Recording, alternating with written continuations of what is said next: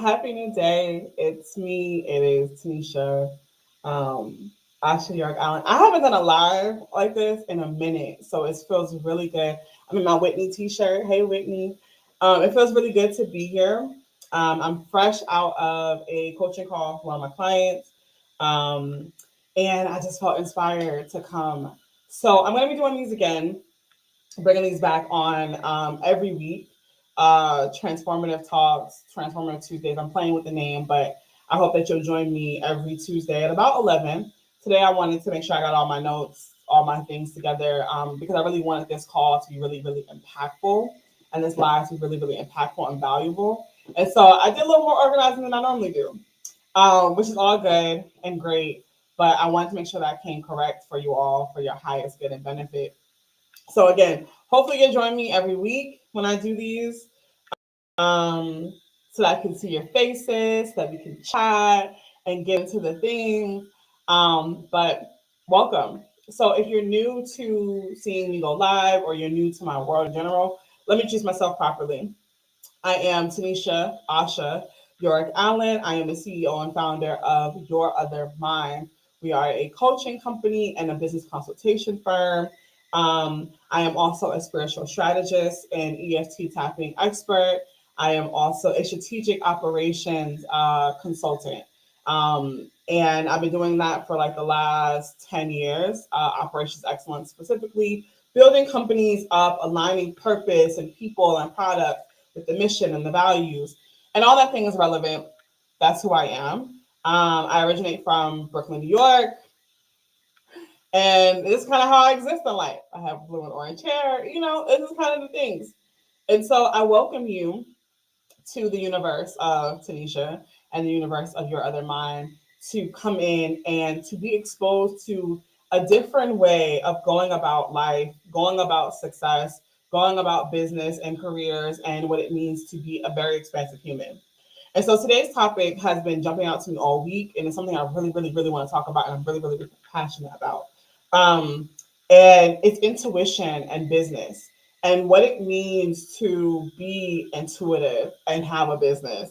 We hear these words all the time wrapped up in things that people say. You hear like, "Oh, I'm a spiritual entrepreneur," or "a purpose-driven entrepreneur," or "I'm looking for the intuitive entrepreneurs," or "I'm an intuitive business leader." And, we hear these things so much that after a while, these words start to lose their impact and lose their meaning.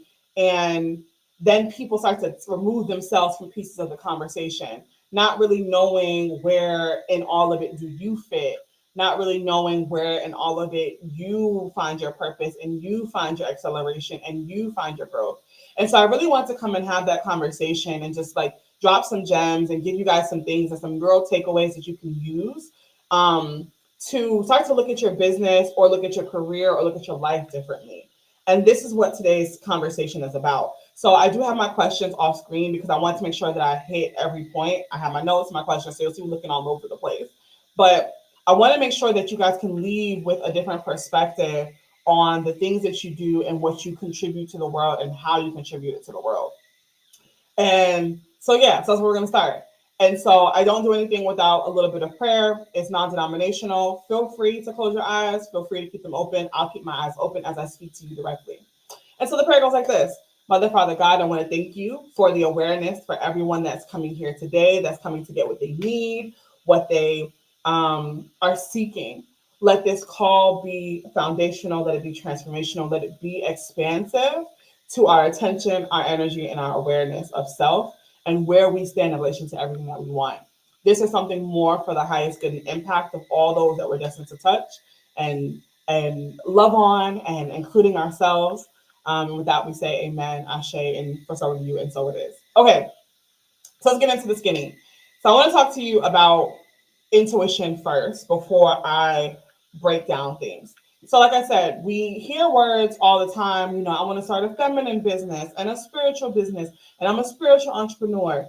And these things stop meaning things, right? And I also tend to see a lot of people who are intuitive entrepreneurs who don't have any money. And I think we do that because we think that the two go together. That if you say that I use my intuition for my business, that you're not supposed to charge a lot. Or if you say that you are spiritually inclined, that you're not supposed to receive a lot. Or if you say that you're God driven or purpose driven, or whatever language, or if it's a feminine business versus a masculine business. And we use all these distinctions really just to break ourselves up, right? And what it really does is it makes the world of like growth and agency of self noisy. And when things get noisy, most of us, we exit the conversation. And I'm bringing this conversation up because I want you to rejoin it. Okay. Like, I want you to very intentionally turn on your feelers and your like mind, right? To say that intuition and billions or millions or hundreds of thousands of dollars go together. And if I don't understand that, then I'm missing a permanent, like a very important piece of the puzzle. So I don't care if if you have a career or you are a small business owner or you are an entrepreneur, this conversation is relevant to you because any piece of what you deem success to be for you is going to require both the practical and the spiritual, for want of a better word, right? It's going to require all of you to step in. So if you ever wonder, like, okay, why can't I do the stuff that my coach tells me to do? It's an intuition conversation. It's a pattern thought conversation. So let's get into it. I like to use this with my clients. I always like to look up what words mean to give them base. So what intuition actually literally means, the ability to understand something immediately without the need for conscious reasoning, right? That is what intuition means. I know it means a whole bunch of stuff and it's woo woo and stuff like that now, but the literal definition, as written in Oxford, the ability to understand something immediately without the need for conscious reasoning. So many of us have beautiful degrees and beautiful certifications and beautiful things that we've accomplished in life that have added to what we call the data bank, right? Like we have these things that we know. We studied it, we practiced it. And then we have these things that we lived. We studied it, we practiced it, right? And we let ourselves be confused about what it actually means to be intuitive. It just means that when I see something, I don't question it, I don't doubt it, I don't spiral in it, I don't overthink it. I let myself know what I already know. That's all it really means. And so now that you have the definition and you're armed with that data, now let's get into the conversation. So I have some statistics, right?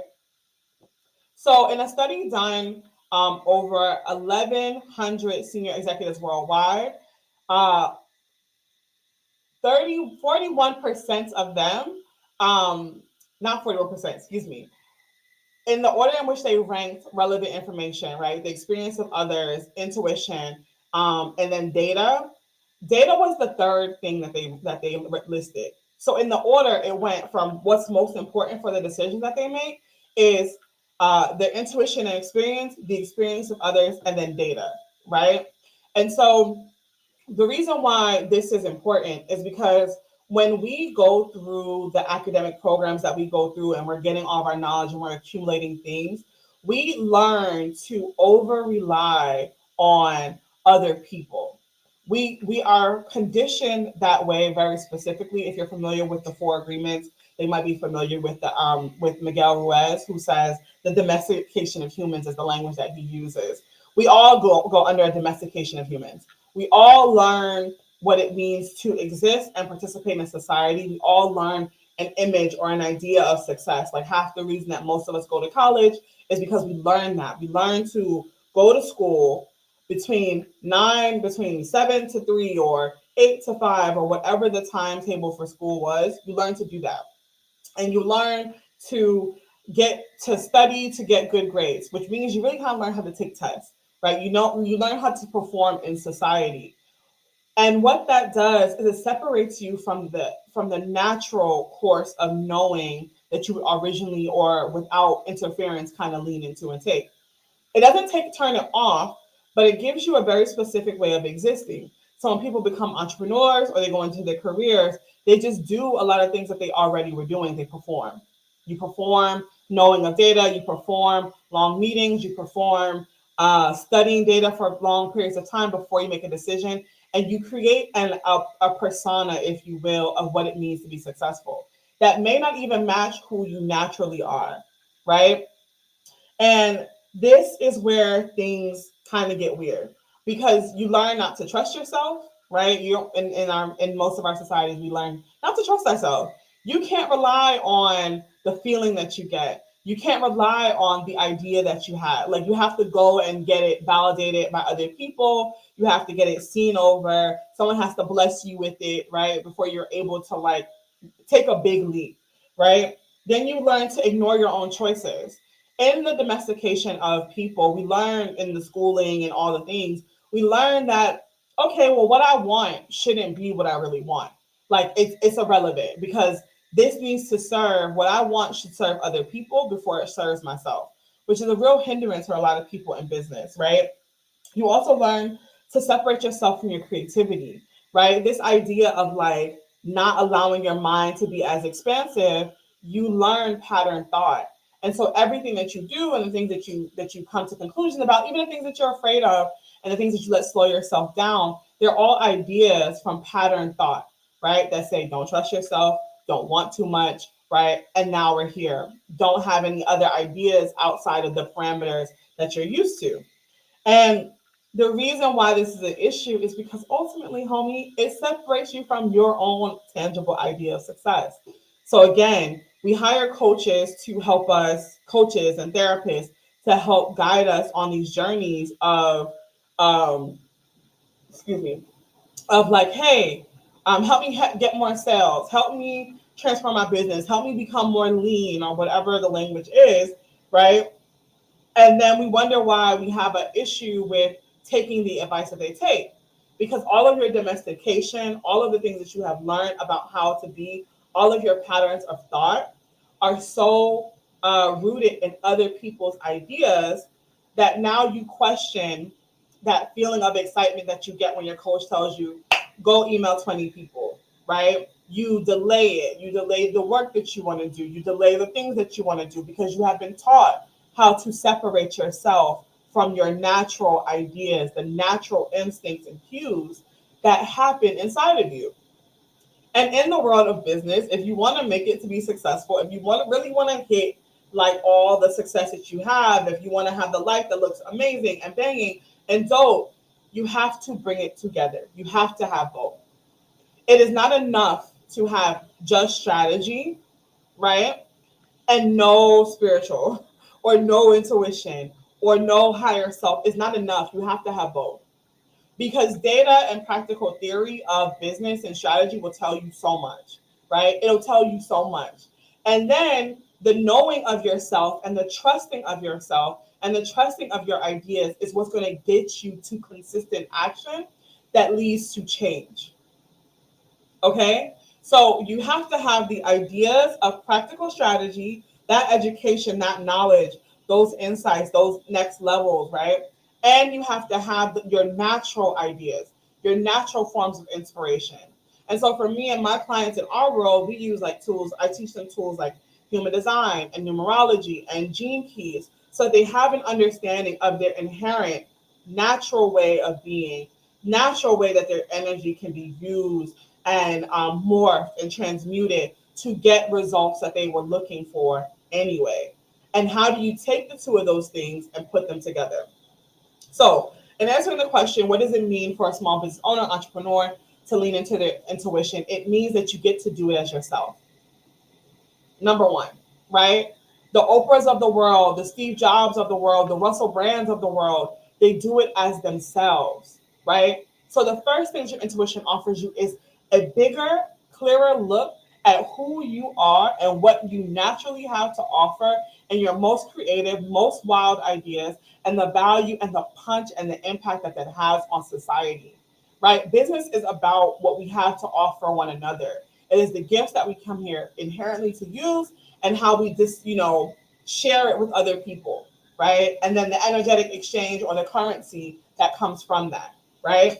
That is what this experience is about. So you wouldn't have Virgin Voyages if you didn't have Russell Brand's very quirky, specific personality And I don't know if he like yoga's out or if he like goes on silent retreats all the time, but there's something there that he uses to activate his intuition. And so it's important for you to follow that. Oprah became Oprah from the idea of like being on TV to like her magazine and her network and her things because she learned to rely on her intuition. Steve Jobs and his signature black turtleneck. And we all heard about Steve Jobs' crazy rituals, right? Or crazy rituals, but they work. Okay. And so learning how to move when the data isn't enough is what that really means is you're gonna have to learn how to be still. You're gonna have to learn how to turn on all these parts of you that have been turned off due to the domestication, due to the agreements that we've made with ourselves and other people that we're gonna perform in society in a certain kind of way, right? And so I use human design as like the number one tool because it literally specifically says this is what this person's intuition is and how it shows up. I have an emotional intuition, right? I am guided by my emotions, is what that means. Some people are guided by their gut. Some people are guided by what they think about and what they talk about out their mouth, right? Everyone's intuition works differently, and that's what you use. So for me, with my emotional intuition, when I want to make a really good decision, I'm looking at the numbers. What I'm looking for when I use my emotional intuition, again, human design is what taught me this about myself. What I'm looking for is what my emotions do. When I see the numbers, what do my emotions do? And then does it go up? Does it go low? And when it goes up or when it goes low, what are the thoughts and the feelings and the ideas I'm having about these things? And then when my emotions settle and I'm at neutral, which thoughts and feelings from either direction am I left with? And then I make my decisions. That's how it looks for me. But for you, it could look very different, right? I use the data to inform, to give me some type of emotional reaction that gives me a chain of thought that's now circulating. And from this train of thought and the emotional openness that I allow myself to have, I go and make the decision and I trust it and it always works, right? Um, and the reason why this is important to notice and discuss, right, is to get you thinking about parts of yourself, mechanisms of yourself that you may have turned off in order to perform success in society. I can't tell you the amount of leaders that I meet that are like, yeah, I built this business and I'm burning myself out, and now I'm learning to listen to myself, right?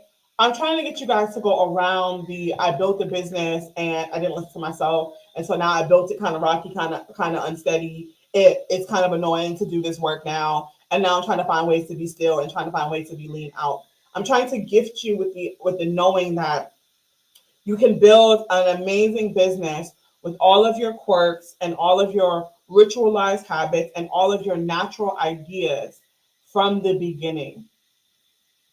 It's important to know that you get to start at the beginning with a deep understanding of yourself and then you get to go.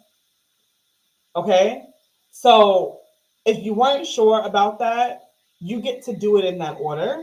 And this is your permission slip, right? Because the things that you can focus on and become aware of and shifting your awareness and your attention, those are the things that lead to dynamic results. Because until you learn to rely on yourself, all you are relying on is patterns of thought. And patterns of thought can be good and they can be bad, just depending on what you've been through, right? Because you can be making decisions based in fear, or you can make decisions based in power, in a rooted and grounding sense of knowing what you know without anyone having to tell you, right? And so my goal with anyone that I meet or anyone that comes to my world is to get them away from their fears and their limitations into that seated, rooted spot of just knowing. Yeah, I'm gonna just trust this. Like I feel inspired to go to that coffee shop. I'm gonna go to that coffee shop and I'm gonna work from there because the inspiration led me, which is my intuition, led me to that space, right? And then what happens? So when you guys are like, going through and like, I'm gonna hire this team or this team, what are you relying on? Is it just the numbers, or are you also allowing yourself to tell you what you already know? Okay. Um, I won't go into super details about the higher self. I think I might make a different one. I thought I could stuff it all in here. But I want to read this quote. Have the courage to follow your heart and intuition. They somehow already know what you truly want to become. Everything else is secondary. That's from Steve Jobs, right? And then this other thing that I want to leave you with. Only 50% of Americans trust their gut to tell them what's true. Moreover, only 62% of executives often rely on gut feelings. You know what I'm saying?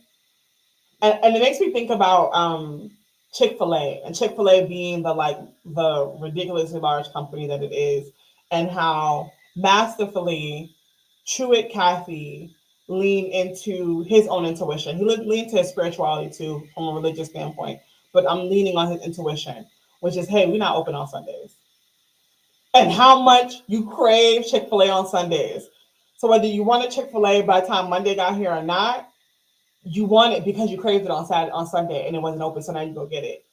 Right? And just thinking about the ways in which feeling inspired, feeling grounded, trusting what you know opens so many more doors for you.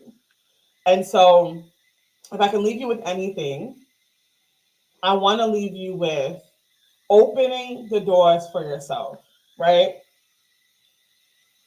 If you let yourself lean into your intuition, you'll let the vision of what you see yourself building in the world get bigger.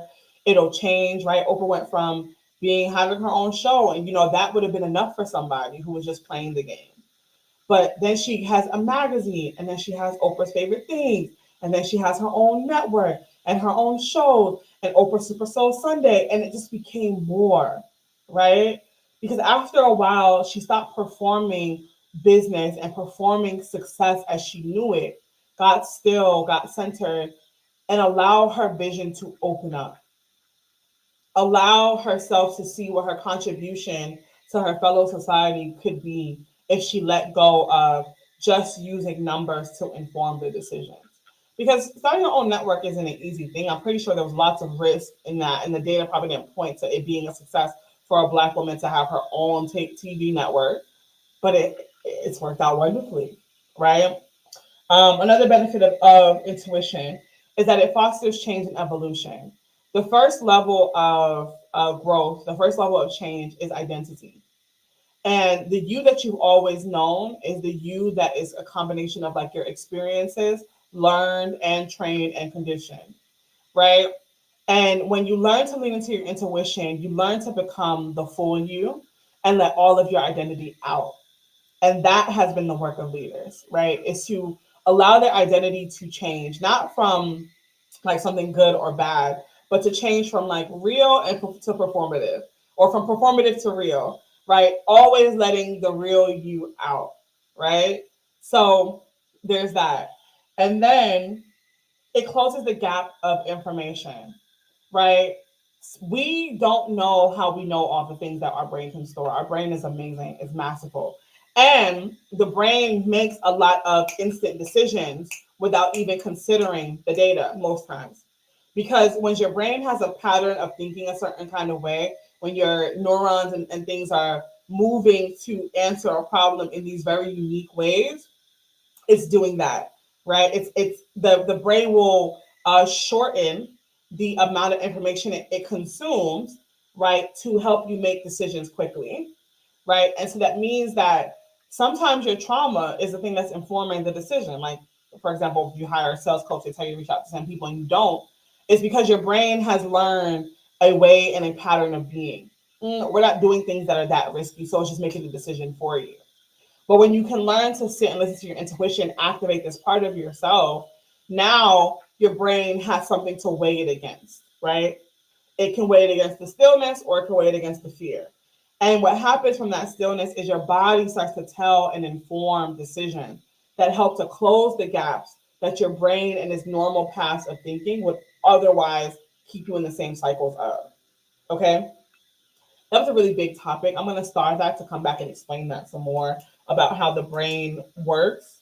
Because a lot of times we beat ourselves up about what we're not doing in our business, what we're not doing. And you don't even understand that your mind is so powerful that some of the things you think you're not doing is your brain keeping you safe, and how that really works and how that really informs what you do and how you show up and exist, right? And so I want to make sure you guys feel armed and prepared for that. That sometimes your indecision or sometimes the stagnation or sometimes the hesitancy is less about what you're doing, right? And it's not for you to use to blame yourself or to judge yourself. It's just about what the brain naturally does to when it's protecting you. It's making decisions quickly. And so if you give your brain a lot of data, it's going to look at the data and summarize it based on its lived experiences and its need to protect you, right? And so when you can learn to activate the intuition, something different happens. Now your brain has what it does to protect you and this stillness and this recall and this remembrance of all the experiences that you had in life that let you know what's a good decision. So we're closing the gap when we lean on intuition. And then the last thing, we shift perspective. You know, in my world, people learn universal laws, right? And so one of the universal laws that people love to talk about is the law of attraction, but people don't actually really understand what that means. In the law of attraction, what you pay attention to grows, but your ability to create new things to be attentive to is based on your ability to let your mind shift away from pattern thought. I'll say that again a little bit differently. Your ability to pay attention to and narrow in on, I want results, I want results, I want results, and I want the results to be X, Y, Z, $100,000, $100,000, right? The brain, if left alone, is going to say that's impossible, we can't do it. But what happens with the intuition is that because when you learn to activate your intuition, you learn to be still, essentially is what I'm aiming for. And when you learn to be still, you learn to close the gaps, right? Talk about that, you're closing the gaps. And when you can close the gaps, right, this new idea of thought and what's possible changes. And you start to believe that other things are possible for you. And when you have the belief that other things are possible, you now have the ability to choose to focus on all the possibilities versus all the fears and doubts and limitations. So that, okay? So if this message reached you, I pray that it did, and that you go back and watch the replay, write down some gems. Let me know in the comments, let me know in the DM how this landed for you. And then, oh, of course, this week, Thursday at 7 p.m., I'll be teaching a live session, um, Business Blind Spots, how to get your business energetically aligned with you, right? And so it kind of goes deeper into this, but it'll actually be like an hour long, at least, course and conversation that I'll be sharing with you guys. So feel free. I'm gonna drop the link to the registration for that in the comment boxes underneath all of this. But I want you guys to feel empowered to be intuitive leaders. Some of our best like visionaries and innovators are intuitive leaders. They lean more on what they know, what they can feel, their meditations, their practices that allow that truth to come out than they do on the data. And it shows because these people seem really erratic. So I hope this message reached you and it reached you where it needed to. Take what you need, leave the rest. And I'll see you guys hopefully in my class on Thursday. It's free at 7 p.m. Better Business Blind Spots. See you soon. Be well. Peace.